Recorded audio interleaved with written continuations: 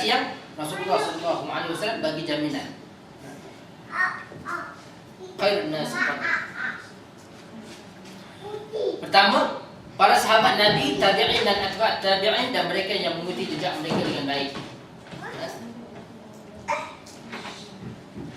Jadi kita bila kita sebut kita mengikut manhaj salafus salih. Kita menyebut. Jika orang tuan-tuan, saya pernah bincang dengan sebagian sahabat, dia kata ialah itu salafi. Sepatutnya kita semua jadi salafi. Kita semua ikut salafus salih. Sepatutnya tak ada itu salafi. Kita sepatutnya semua mengikut salafus salih. Para sahabat Nabi paling mengerti perlakuan Nabi dan menyaksikan sendiri penurunan ayat-ayat Al-Quran dan memahami sebab-sebab turun ayat. Ini kita bincang banyak sebelumnya, jadi saya tak cerita banyak. Kita dah faham itu bahawa para sahabat Nabi ini paling mengerti berkenaan dengan Al-Quran kerana mereka berpeluang bertanya Rasulullah SAW. Mereka menyaksikan sebab-sebab turunnya ayat. Dan juga Al-Quran diturunkan dalam bahasa mereka di zaman itu. Lebih memahami. Saya kan tuan-tuan dan puan, orang yang belajar. Saya ada orang sahabat yang belajar di Khalid University. Bila nak belajar bahasa Arab ni, kalau nak naik level yang tinggi, dia kena belajar Quran. At some stage dia kena belajar Quran. Walaupun dia orang bukan Islam. Sebab bahasa Al-Quran adalah bahasa Arab yang paling indah satu. Untuk mendalami perkara ini, sebahagian dia terpaksa pergi ke padang pasir, jumpa dengan badui-badui padang pasir yang sebahagiannya masih mengekalkan sebahagian term-term yang asal untuk mengerti. Kalau itu sebahagian terpaksa bersama-sama dengan duduk menetap bersama-sama dengan golongan-golongan badui. Yang ketiga, tiga generasi ini adalah paling kuat ilmu dan iman. Bila kita sebut orang yang paling kuat imannya, siapa dia? Di kalangan manusia semua. Rasulullah sebut di dalam hadis. Yang timbangan iman dia ni lebih berat kalau dibandingkan dengan iman seluruh manusia. Siapa dia? Abu Bakar As-Siddiq. Dan juga kalau nak bandingkan dengan iman para sahabat ni kalau kita belajar berkenaan dengan itu kita istilah sahabat ni kita sebut secara ringkas. Tapi kalau kita belajar sedikit mendalam, sahabat ni dibahagikan kepada beberapa kategori. Sahabat besar, sahabat yang kecil. Jadi, tapi sekecil-kecil sahabat pun yang hujung-hujung pun lebih daripada kita. Yang keempat, para sahabat berpeluang, macam saya sebut tadi, bertanya Rasulullah SAW kalau benda tak faham, ataupun benda yang memerlukan penjelasan, ataupun benda yang mereka berbeza, Rasulullah SAW memberi penjelasan. Mereka yakin segala yang bertentangan dengan syarak anda ada tolak dan tertentang. Bila turun saja ayat berkenaan dengan satu-satu hukum, para sahabat ni hebat tindakannya. Kerana kita ni kadang-kadang hati kita tu macam berbelah bagi kan, bila orang cerita kan. Tapi para sahabat bila disebut oleh Rasulullah SAW, penerimaan mereka mantap, mudah. Juga seperti mana kita sebut berkenaan dengan Abu Bakar As-Siddiq. Dan dia tak dengar daripada Rasulullah pun, dengar daripada Abu Jahal dia berkenaan dengan Isra' wal Mi'raj. Tapi dia kalau benar dia kata Muhammad sebut, aku percaya. Dia tak dengar daripada Rasulullah lagi, baru dengar daripada Abu Jahal. Tapi dia kalau benar Muhammad sebut, aku percaya. Penerimaan dia begitu.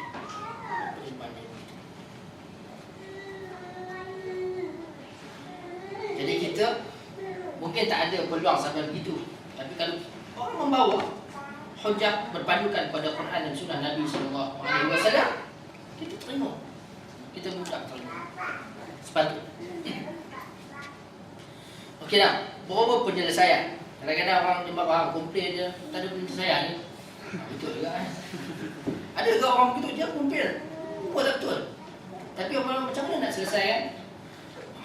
Tak sedih. Jadi kita sebut bahawa berpegang teguh dengan apa yang sabit dan benar tanpa sebarang tokoh-tokoh. Kita semua kena beriltizam berpegang teguh apa yang sabit dan benar tanpa sebarang tokoh-tokoh. Kita dah belajar hari di sini sifat solat Nabi, sifat wuduk Nabi. Tak perlu taubat Allah. Maksud nas diambil secara zahir selagi tiada tanda yang ia membawa maksud sebaliknya. Zahir. Kita sebut berkenaan dengan akidah itu zahir. Kalau tidak ada tanda, maka tak ada penjelasan Rasulullah tentang maksud sebaliknya, kita terima secara zahir. Nas yang sahih tidak akan terbatal oleh nas yang tidak sahih. Kita sebut ini. Yang mana lebih utama, hadis sahih ataupun hadis tidak sahih? Sudah tentu hadis yang sahih. Itu satu. Tapi tambahan pula jika ia merupakan cakap-cakap orang biasa atau cerita rekaan. Tak boleh mengatasi Quran dan Sunnah Nabi. Yalah, tapi yang ni orang Melayu buat lama lah. Okay. Pahaman tu tak perlu ada. Terutama orang macam-macam ni sepatutnya tak ada. Dan saya rasa pasti insyaAllah tak ada. Tapi ada juga orang yang begitu.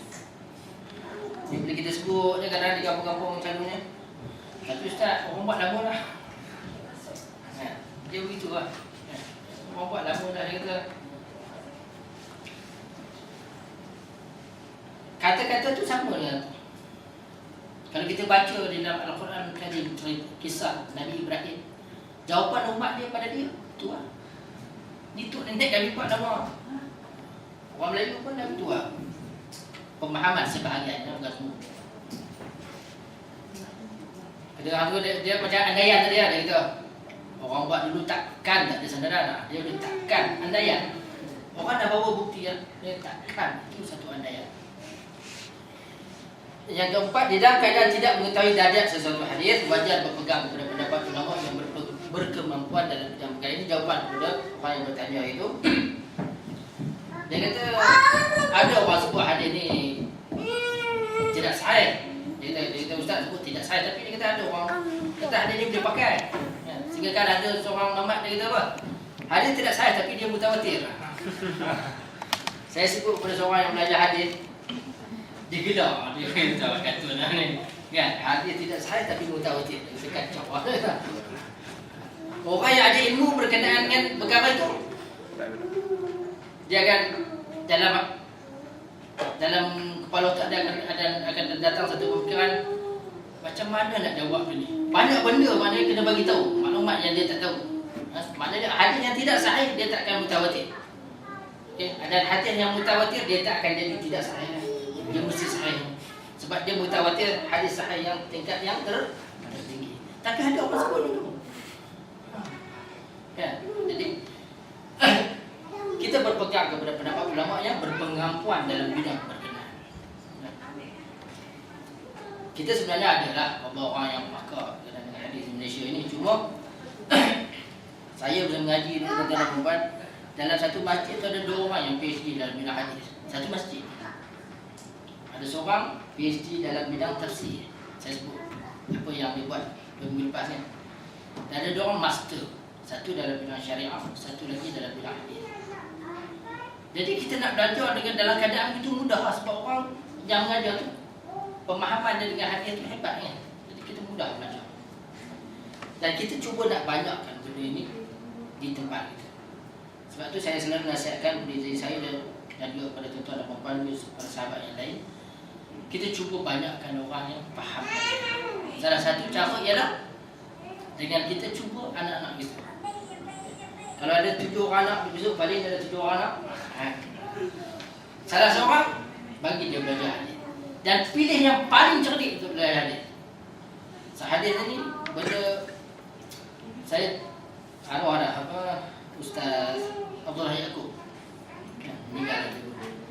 Dia kata masa dia di Madinah dulu nak belajar lebih lanjut sebelum Dr. Radhi, dia tak sampai. Dia tak mampu.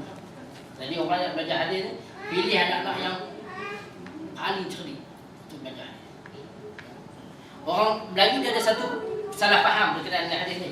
Dia faham belajar hadis ni buka kita hadis baca. Baca terang. No. Banyak lagi benda lain dalam hadis. Selain daripada perkara ini, itu sebahagian kecil. Banyak benda lain yang kita sebut ini bahawa perkara kan. Jadi kita cuba kan. Iltizam untuk kita banyak perkara ini dalam masyarakat kita. Sekarang ni makin banyak. Alhamdulillah. Apabila timbul perselisihan dan dalilnya sama-sama kuat, perlu ditarjih mengikut kaedah-kaedah tertentu. Ini saya tak sebut panjang lah, tapi ada kita sebut itu berkenaan, kita bincang berkenaan dengan hadis dhaif.